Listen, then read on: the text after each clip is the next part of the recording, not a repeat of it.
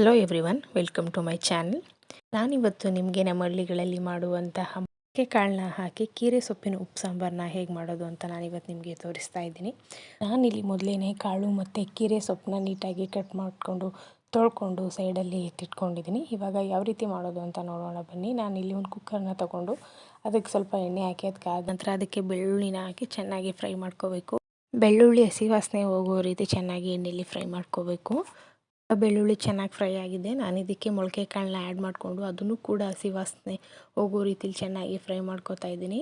ಇವಾಗ ಚೆನ್ನಾಗಿ ಕಾಳನ್ನ ಹುರ್ಕೊಂಡಾಗಿದೆ. ನಾನು ಇದಕ್ಕೆ ಒಂದು ಲೋಟದಷ್ಟು ನೀರನ್ನ ಹಾಕಿ ಚೆನ್ನಾಗಿ ಮಿಕ್ಸ್ ಮಾಡಿಕೊಂಡು ನಮಗೆ ಎಷ್ಟು ರುಚಿ ಬೇಕೋ ಅಷ್ಟನ್ನ ರುಚಿನ ಹಾಕ್ಕೊಂಡು ಅದನ್ನು ಕೂಡ ಮಿಕ್ಸ್ ಮಾಡಿ ಒಂದು ವಿಷಲ್ನ ಕೂಗಿಸ್ಕೊತಾ ಇದ್ದೀನಿ. ಒಂದು ವಿಷಲ್ನ ಕೂಗಿಸ್ಕೊಂಡ್ರೆ ಸಾಕು, ಕಾಳು ತುಂಬಾ ಚೆನ್ನಾಗಿ ಬೆಂದಿರುತ್ತೆ. 2 ವಿಷಲ್ ಕೂಗಿಸ್ಕೊಂಡ್ರೆ ಫುಲ್ ಬೆಂದೋಗ್ಬಿಡುತ್ತೆ. ಸೊ ಅದರಿಂದ ಒಂದು ವಿಷಲ್ನ ಕೂಗಿಸ್ಕೊಂಡ್ರೆ ಸಾಕು. ನೋಡ್ಬೋದು ನೀವು, ಒಂದು ವಿಷಲ್ನ ಕೂಗಿಸ್ಕೊಂಡಾಗಿದೆ. ಇದಕ್ಕೆ ನಾನು ಉಪ್ಸಾಂಬಾರು ಖಾರ ಏನಿರುತ್ತಲ್ವ ಅದನ್ನು ಹಾಕಿ ಚೆನ್ನಾಗಿ ಮಿಕ್ಸ್ ಮಾಡ್ಕೊತಾ ಇದ್ದೀನಿ. ಹಾಗೆ ನಾನು ಇದಕ್ಕೆ ಮೊದಲೇ ಏನು ಕೀರೆ ಸೊಪ್ಪನ್ನ ತೊಳೆದು ಕಟ್ ಮಾಡಿ ಎತ್ತಿಟ್ಕೊಂಡಿದ್ವಲ್ಲ ಆ ಕೀರೆ ಸೊಪ್ಪನ್ನ ಮಿಕ್ಸ್ ಮಾಡ್ಕೊತಾ ಇದ್ದೀನಿ.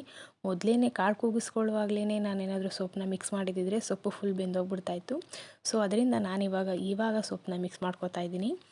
ಮೊದಲೇ ಸೊಪ್ಪೇನಾದರೂ ಹಾಕಿದರೆ ತಿನ್ನಲಿಕ್ಕೆ ಸಿಗ್ತಿರಲಿಲ್ಲ. ಸೊ ಅದರಿಂದ ಇವಾಗ ಮಿಕ್ಸ್ ಮಾಡ್ಕೊತಾ ಇದ್ದೀನಿ. ಇವಾಗ ಮಿಕ್ಸ್ ಮಾಡಿ ಒಂದು ಕುದಿ ಬರೋವರೆಗೂ ಮಾತ್ರ ಬೇಯಿಸ್ಕೊಂಡ್ರೆ ಸಾಕು, ಸೊಪ್ಪು ಚೆನ್ನಾಗಿ ಬೆಂದಿರುತ್ತೆ.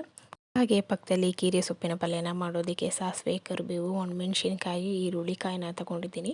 ಪಕ್ಕದಲ್ಲಿ ಬಾಣಲಿನ ಇಟ್ಕೊಂಡು ಎಣ್ಣೆ ಹಾಕಿ ಎಣ್ಣೆ ಕಾದ ನಂತರ ಸಾಸಿವೆ, ಕರಿಬೇವು, ಒಣಮೆಣ್ಸಿನ್ಕಾಯಿ, ಈರುಳ್ಳಿ ಹಾಕಿ ಚೆನ್ನಾಗಿ ಫ್ರೈ ಮಾಡಿಕೊಂಡು ಕಾಯಿನೂ ಹಾಕಿ ಚೆನ್ನಾಗಿ ಹುರ್ಕೋಬೇಕು. ನಾವು ಏನು ಕಾಳು ಮತ್ತು ಸೊಪ್ಪನ್ನ ಹಾಕಿ ಕುದಿಲಿಕ್ಕೆ ಇಟ್ಕೊಂಡಿದ್ವಲ್ಲ ಅದನ್ನು ನಾನಿವಾಗ ಬಸ್ತು ಎತ್ಕೊಂಡಿದ್ದೀನಿ. ಆ ಬಸ್ತಿರುವಂತಹ ಕಾಳು ಮತ್ತು ಸೊಪ್ಪನ್ನ ಹಾಕಿ ಮಿಕ್ಸ್ ಮಾಡಿಕೊಂಡ್ರೆ ಸಾಕು, ಪಲ್ಯ ರೆಡಿ ಆಗುತ್ತೆ. ಹಾಗೆ ಪಕ್ಕದಲ್ಲಿ ಸಾಂಬಾರು ಕೂಡ ರೆಡಿಯಾಗಿದೆ. ನೋಡಿದ್ರಲ್ವ ಮೊಳಕೆ ಕಾಳಿನ ಜೊತೆಗೆ ಕೀರೆ ಸೊಪ್ಪನ್ನ ಹಾಕಿ ಯಾವ ರೀತಿ ಉಪ್ಸಾಂಬಾರು ಮಾಡೋದು ಅಂತ. ತುಂಬ ಟೇಸ್ಟಿಯಾಗಿ ಬರುತ್ತೆ. ನೀವು ಮನೇಲಿ ಒಂದ್ಸರಿ ಟ್ರೈ ಮಾಡಿ. ಪ್ಲೀಸ್ ನನ್ನ ಚಾನಲ್ನ ಸಬ್ಸ್ಕ್ರೈಬ್ ಮಾಡಿ, ಲೈಕ್ ಮಾಡಿ, ಶೇರ್ ಮಾಡಿ. Thank you.